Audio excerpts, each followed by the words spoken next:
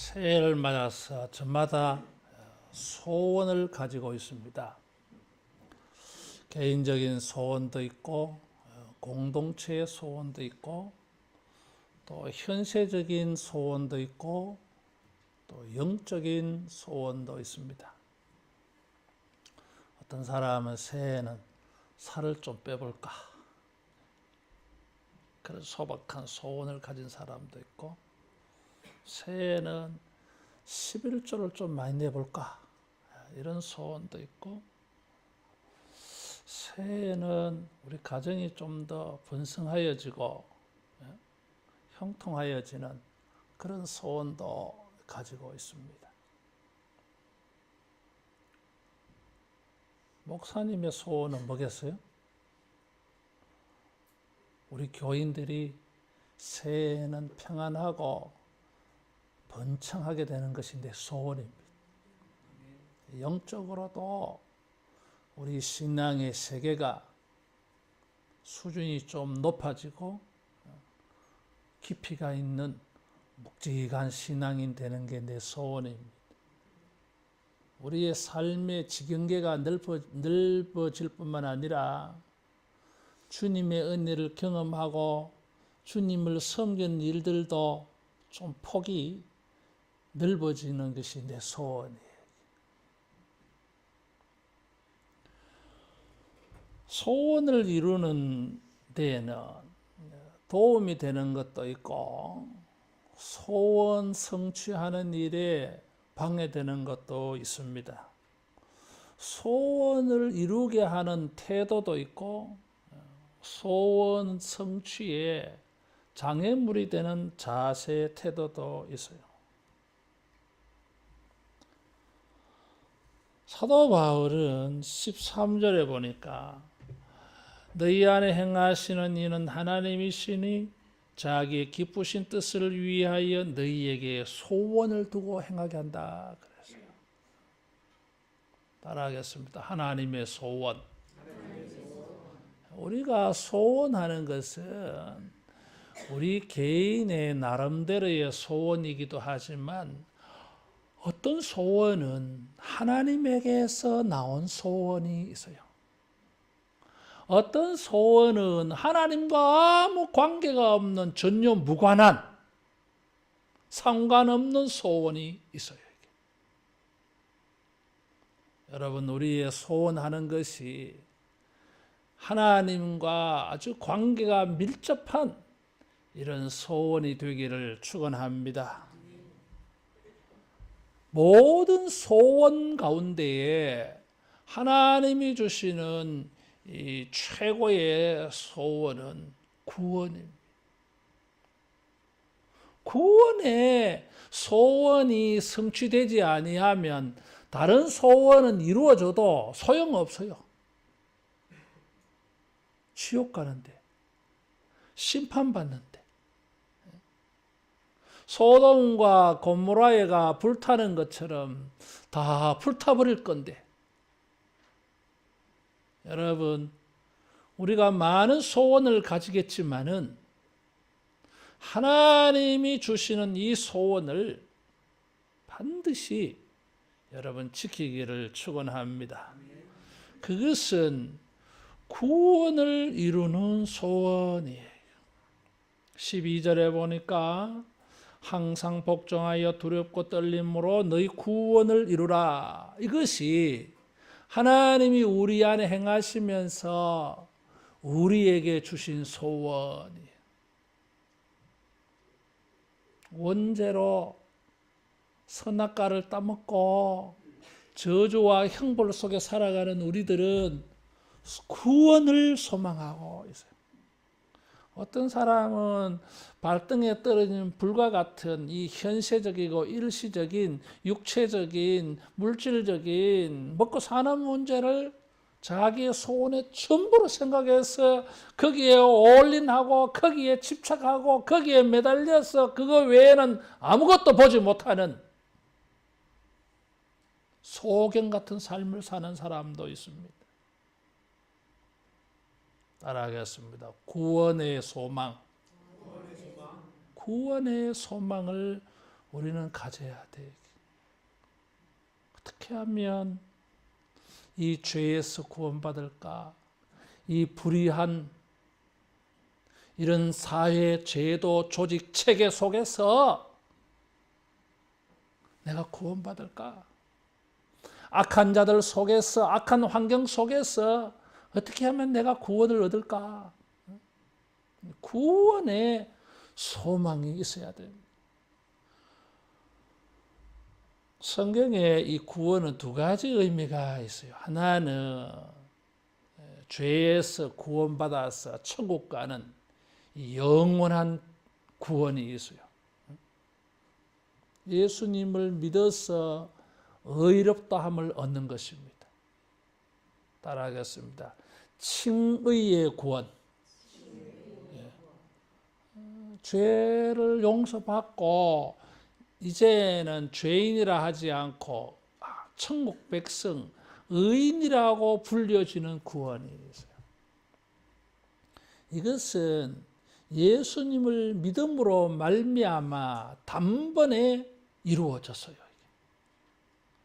이미 이루어졌어. 그런데 아직 이것이 완성되지 않았어요.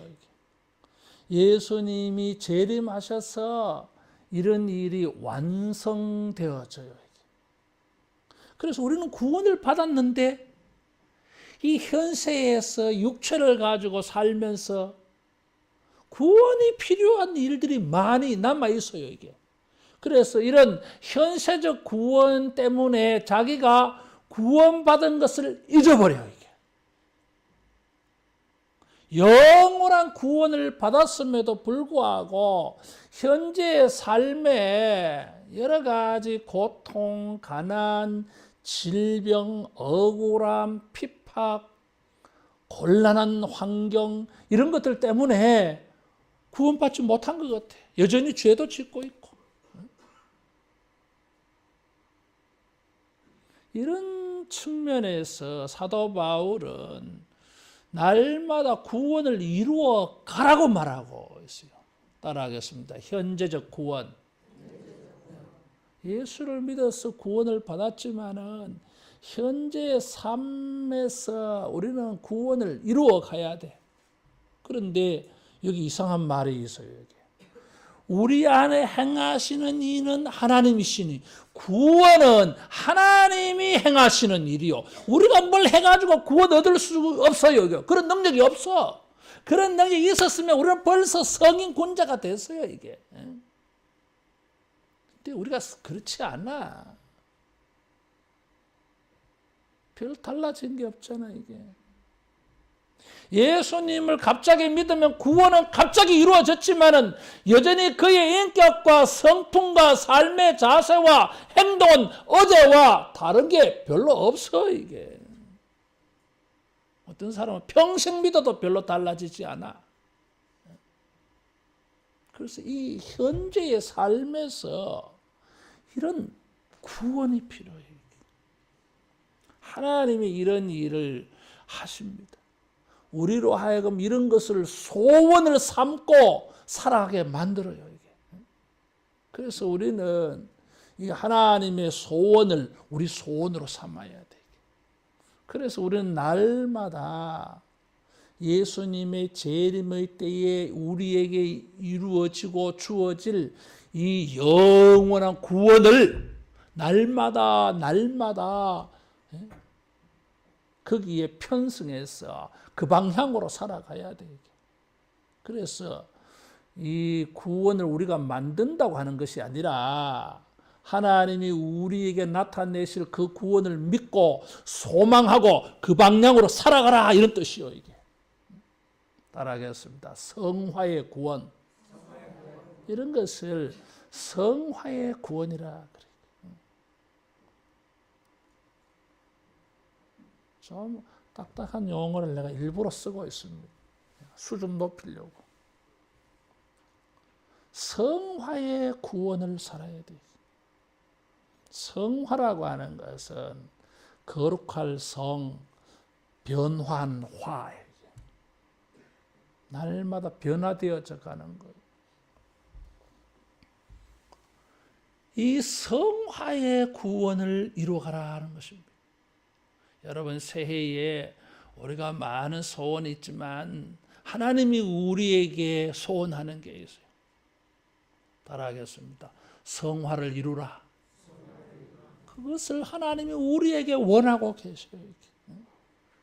우리는 돈을 좀 많이 벌어보고 싶고, 좀 더 건강해보고 싶고, 결혼도 하고, 좋은 학교도 가고, 아이도 낳고, 진급도 하고, 집도 사고, 차도 바꾸고, 이런 여행도 많이 가보고, 이런 거 저런 거 좀 누려보고, 하고 싶은 거 해보고, 이런 소원이 있는데, 하나님은 그런 거 말고, 새해에는 성화를 좀 더 이루어가라. 사도 바울은 이 성화를 이루는 구원을 위해서 12절에 보니까 복종하여 두렵고 떨림으로 구원을 이루라 그랬어요. 따라하겠습니다. 복종하여. 복종이라는 단어를 가지고 왔어요. 우리의 소원을 이루려면은 이 소원은 내 능력으로 이루어지는 게 아니에요. 너희 안에서 행하시는 일은 하나님이시니 그래서 우리의 소원을 이루어 주시는 분은 하나님이요. 우리가 이루는 게 아니에요. 이게. 소원하는 자는 많을지 모르지만 소원을 이루는 자는 없어요. 왜? 자기가 하려고 하니까. 착각 속에 사는 거지 이게. 자기가 열심히 하면 되는 줄 알아. 저만의 말씀. 내가 열심히 해가 되는 게 아니에요, 여러분. 따라하겠습니다. 하나님의 은혜가 있어야 된다. 하나님이 우리를 위해서 뭘 해주셔야 되는 거예요, 이게. 그걸 빨리 깨달아야 돼요, 이게. 그러면 사는 방법이 달라져요, 이게. 이걸 깨닫지 못하니까 자기가 북치고 참고치고 동분서주하면서 그렇게 다니는 거예요. 그래가지고 뭐 달라진다고. 달라지지 않아요, 여러분. 세월이 흘러갈수록 인생에 대해서 깨달아지잖아요. 이게 도대체 인생의 진면목을 보게 되잖아요, 이게. 따라하겠습니다. 내 마음대로 안 된다. 안 돼요, 여러분. 이거 빨리 알아야 돼요. 그래서 포기할 거 포기해버려야 돼. 하나님이 우리 안에서 행하신다. 그래서 하나님이 행하시기 때문에 바울은 복종이라고 하는 단어를 들고 나온 거예요. 우리가 1절 안 했지만 이 11, 12절 위에 있는 본문은 뭐예요? 그리스도의 복종이에요. 8절에 보니까 예수님은 사람의 모양으로 나타나사 자기를 낮추시고 죽기까지 복종하셨으니 예수님의 복종을 말하고 난 다음에 빌립보 성도들에게 너희도 예수님처럼 복종해야 소원을 이룰 수 있다고 말하는 거예요. 복종이 소원 성취의 지름길입니다. 내 마음대로 내 뜻대로 하려고 하지 말고 주님께 복종하는 것이 소원을 이루는 방법이요, 이게. 순종은 뭐예요? 내가 동의가 되어서 나도 그렇게 생각되어져. 그럴 때에 따라주는 게 순종이요. 복종은 뭐예요? 내 생각과 달라. 그런데 권위에 의해서 안 따라갈 수가 없어. 총알이 빗발같이 쏟아쳐옵니다. 근데 대장이 뭐라 그럽니까? 돌격하라. 그럼 군인들은 뭐예요? 와 하면서 총을 들고 자기 앞에 총알이 막 날라오는데 그곳을 향해 달려가잖아요. 이게. 죽어요, 여러분. 근데 그게 복종이에요.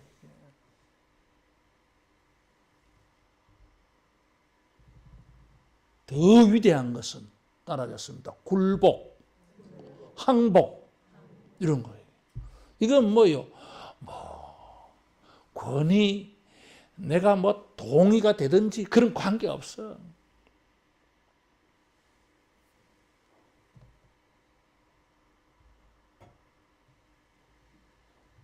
저분의 인격 때문에, 하나님의 인격 때문에, 예수님의 인격 때문에 나는 항복해서 사는 거예요.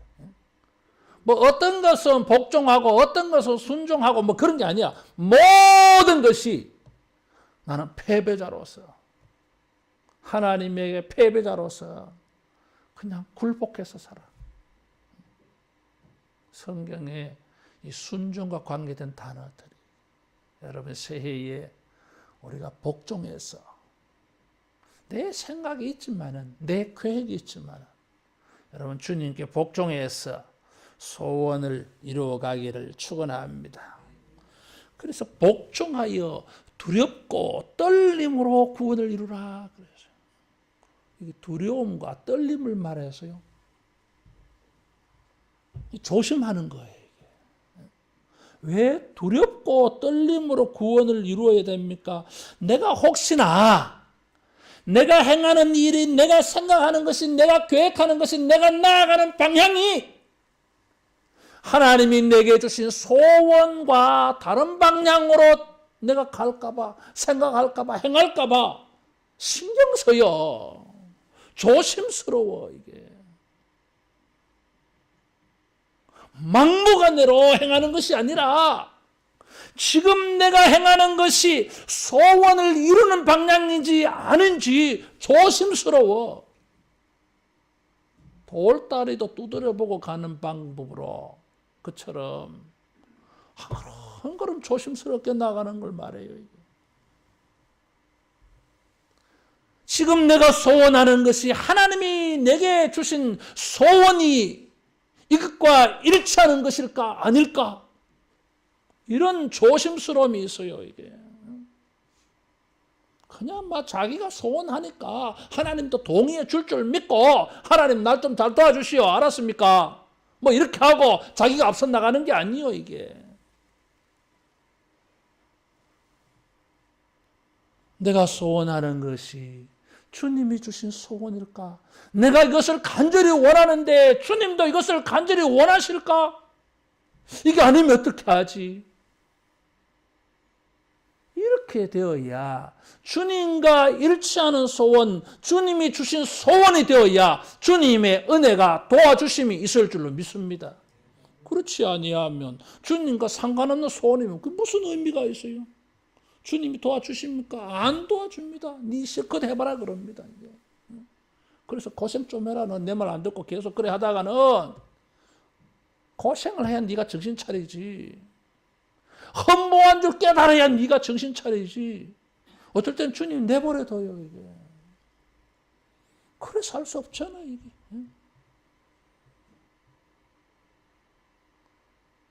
시간이 항상 있는 게 아니잖아요.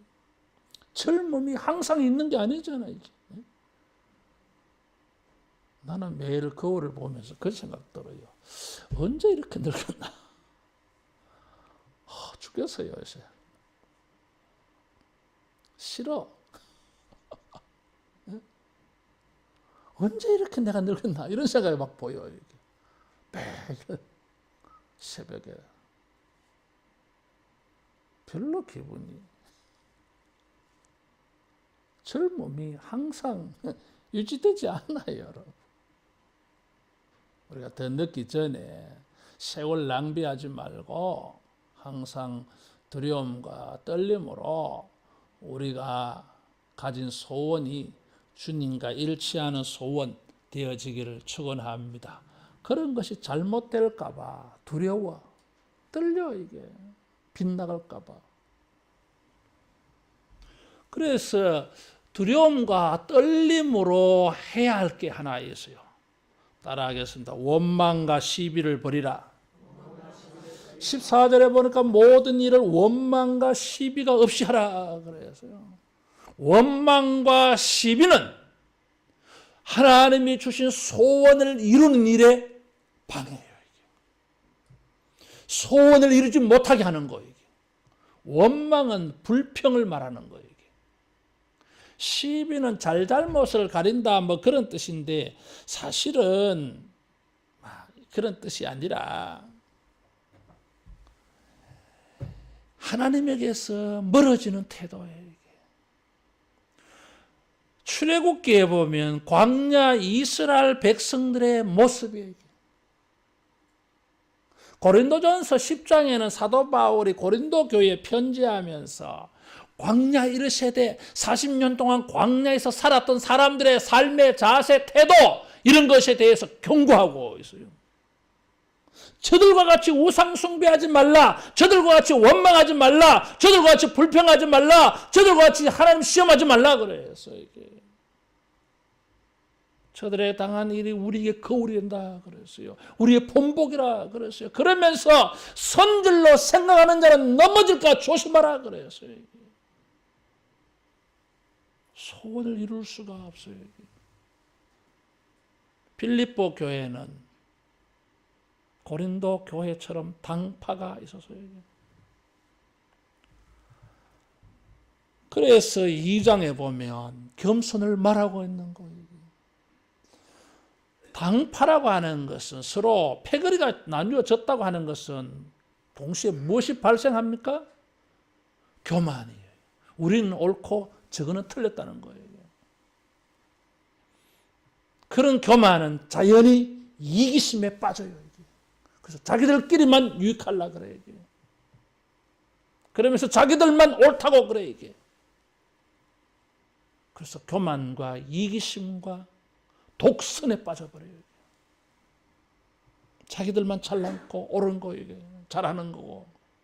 그래서 2장 1절 이하에서 11절에 걸쳐서 예수님의 겸손을 말했던 거예요. 이게.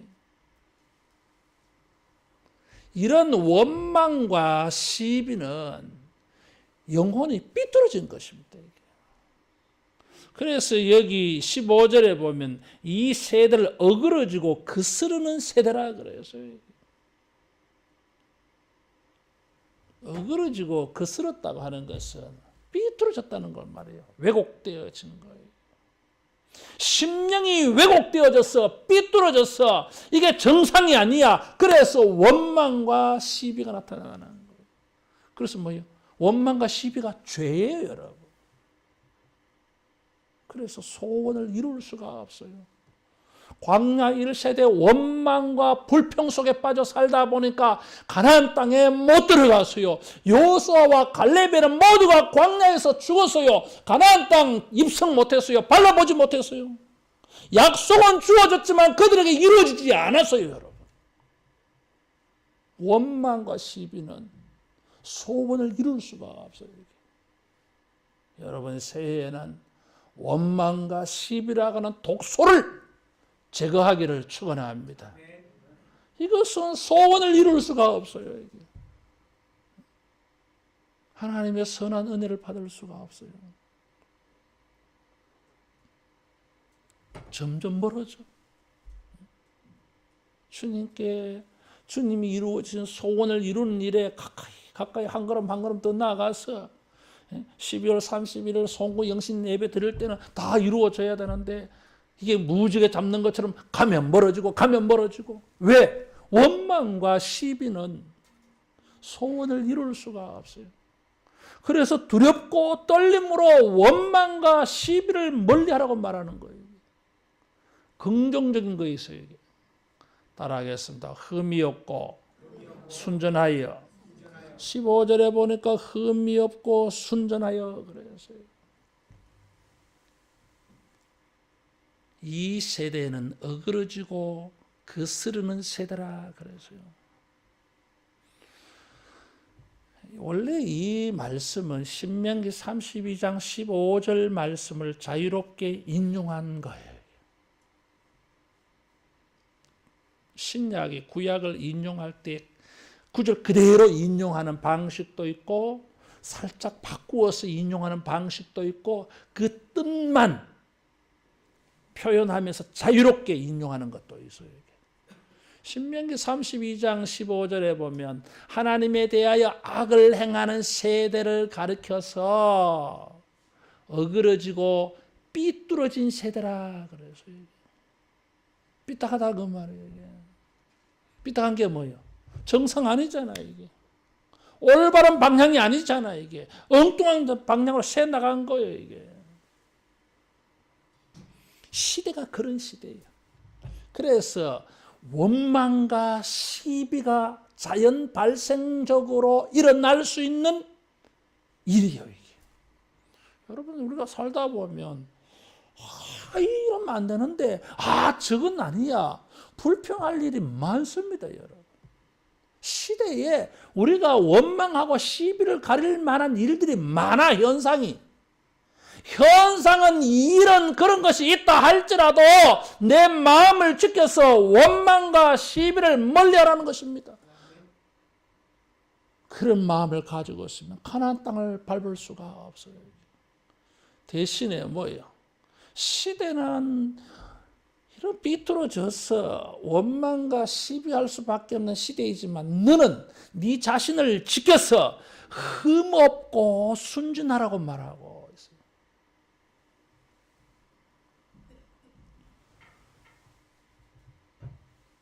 흠이 없다는 것입니다. 이것은 진짜다 이런 거예요. 진실하다. 이게 진품인지 가품인지 판단하는 방법 가운데 이 고대에는 이 빛에 딱 비추어 봐요, 이게. 예를 들어서 도자기를 하나 만들었는데 이게 잘 됐나 못 됐나 어떻게 봅니까? 도자기 안에 불을 탁 촛불을 켜서 밖에서 딱 보면 뭐예요? 금이 생긴 지역으로 빛이 빠져나오잖아요, 이게. 그럼 이게 흠이 있는 거야. 이럴 때는 어떻게 합니까? 앞뒤 가릴 거 없어. 그냥 망치를 가지고 툭 깨버려야 돼. 왜? 이거는 잘못된 거예요.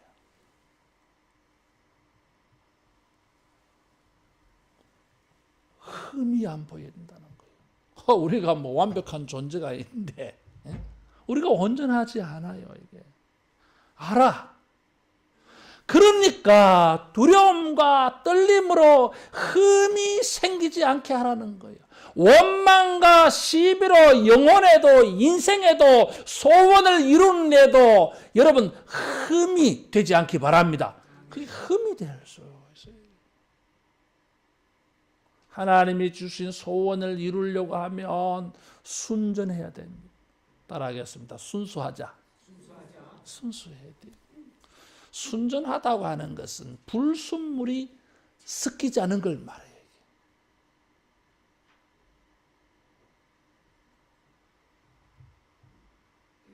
예수님 당시에, 이 당시에는 포도주에 물을 섞어버려요. 그래서 가나 혼인잔치에 깜짝 놀라잖아요, 이게.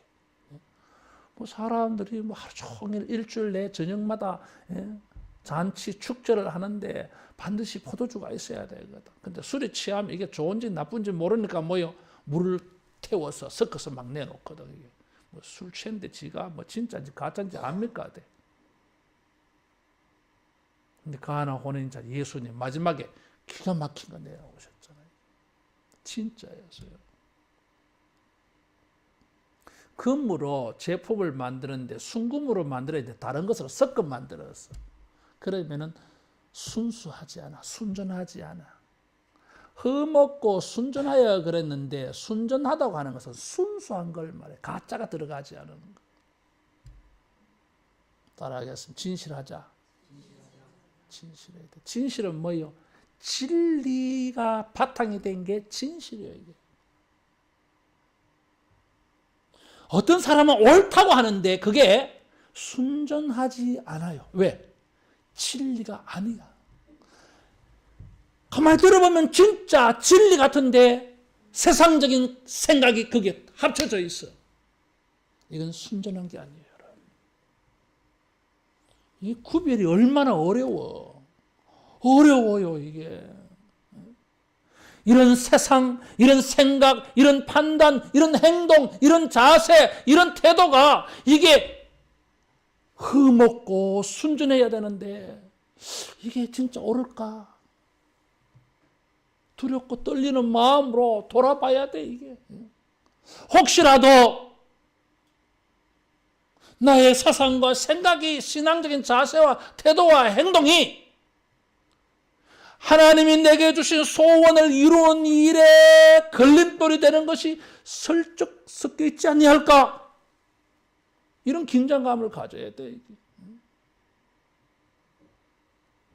쉽지 않아 이게. 그러니까 두렵고 떨림으로 그랬어요. 아무렇게나 막무가내로 행할 게 아니에요 이게. 따라하겠습니다. 순전함으로 소원을 이루자. 주님은 흠없고 순전한 자에게 소원하는 것을 이루어 주실 줄로 믿습니다. 그래서 뭐요? 이 순전하고 흠없는 것은 이 소원을 이루는 일에 도움이 돼요, 이게. 왜냐하면 16절에 보니까 이것이 빛으로 나타나. 15절에도 빛들로 나타내며 그랬어요. 그렇죠. 순전하고 흠없는 것은 좀 빛나 보입니다, 이게. 잘 보여요. 두드러지게 보여. 돋보여, 이게. 속이는 게 많고 원망하고 불평하는 사람들 속에서 순전한 사람이 한 사람이 있으면 크게 보여요, 이게. 잘 보인다 그 말이에요.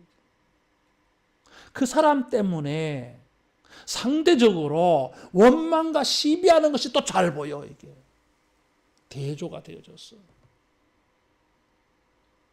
그래서 사도 바울은 여기서 좀 더 발전해서 이런 흠없고 순전함으로 비추어서 따라하겠습니다. 생명의 말씀을 밝히라. 말씀을 밝히라 그랬어요. 순전하고 흠없는 이런 마음을 가지고 혹시라도 이런 것 잘못할까 봐 두렵고 떨리는 마음으로 조심하면서 이런 일을 행하려고 하는 그 사람을 통해 무엇이 보입니까? 말씀이 돋보여, 이게. 그의 인격을 통해서 성경이 나타나 보여.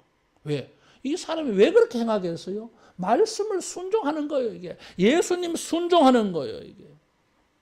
따라하겠습니다. 내게서 성경이 보이게 하자. 다른 사람이 나를 볼 때에 예수님의 인격이 보이고 다른 사람이 나를 볼 때, 야, 저 사람은 성경대로 사네. 성경이 보여, 이게. 말씀이 보여.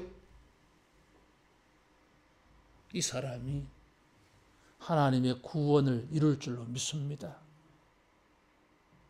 예수 믿는 사람인데 저 사람의 자세, 행동, 태도, 말, 생각을 볼 때에 예수님의 인격이 보여야 돼. 흠없고 순전함이 보여야 돼. 더 나아가서 이 사람은 성경의 가르침대로 사는구나. 말씀대로 사는구나. 이게 보여야 돼. 이게. 사도 바울은 이런 일이 일어나도록 달리고 수고했다 그래서요. 따라하겠습니다. 말씀이 빛이다. 이 말씀은 우리의 소원을 이루는 길에 빛을 비춰줘요. 뿐만 아니라 이 말씀은 우리의 삶을 통해서 광채가 나타나 보여요. 그래서 사람들이 뭘 봅니까? 우리를 보고, 야, 성경대로 되네. 말씀대로 되네. 그래서 말씀이 돋보여. 말씀을 보게 되어져. 여러분, 새해에는 우리가 하나님의 말씀을 보여주기를 축원합니다. 흠없고 순전한 이런 삶의 자세, 행동을 통해서 사람들이 성경이 보여져. 사도 바울은 빌립보 교회에 이런 소원을 가르쳐 주었어. 그래서 사람들이 빛으로 올 거 아니에요. 저렇게 하면은 소원이 이루어지는구나. 저렇게 하면은 기쁜 일이 생기는구나.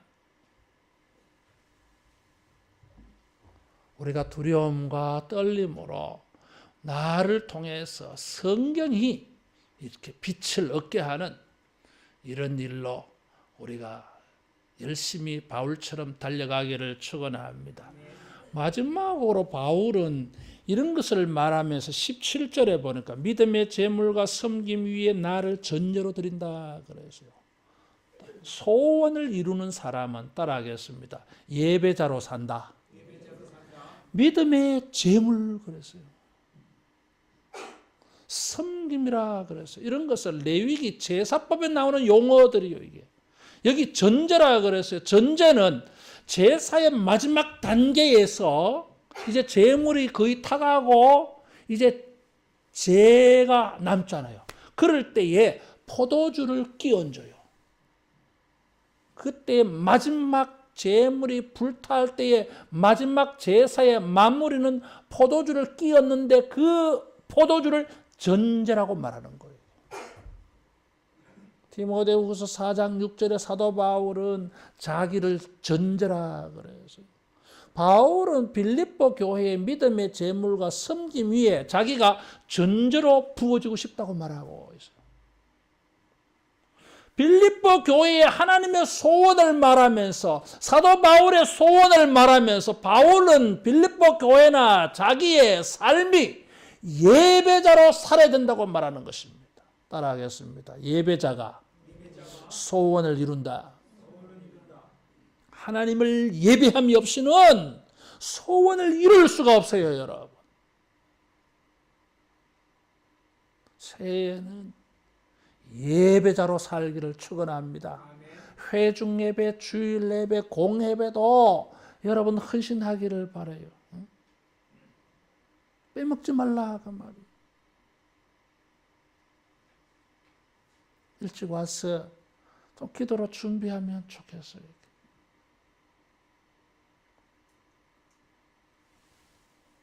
한 20, 30분 전에 와가지고 천인가 독대하면서 그래야 여러분 소원이 이루어지지 않겠어요.